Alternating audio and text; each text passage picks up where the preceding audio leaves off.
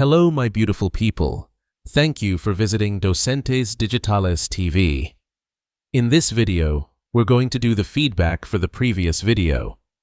If you're here for the first time, I recommend you go back and watch the video where we talk about the Cuban Missile Crisis. Now it's time to test what you've learned. Let's begin. Did the Cuban Missile Crisis happen in 1982? No, it happened in 1962. Was Cuba ruled by Fidel Castro during the crisis? Yes, Fidel Castro was in power during the crisis. Did the United States install missiles in Cuba? No, it was the Soviet Union that installed missiles in Cuba. Is Cuba over 1,000 miles away from the United States?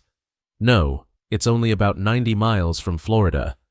Did President Kennedy order a full invasion of Cuba? No, he ordered a naval blockade, not a full invasion. Were nuclear missiles actually launched during the crisis? No, thankfully no missiles were launched. Did the U.S. agree to invade Cuba in the final deal? No, the U.S. agreed not to invade Cuba. Did the Soviet Union agree to remove its missiles from Cuba? Yes, they agreed to remove the missiles. Did the crisis increase global trust between the U.S. and Soviet Union?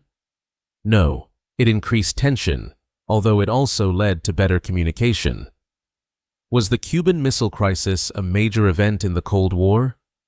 Yes, it was one of the most critical events of the Cold War. Remember to watch this video several times to really reinforce your learning.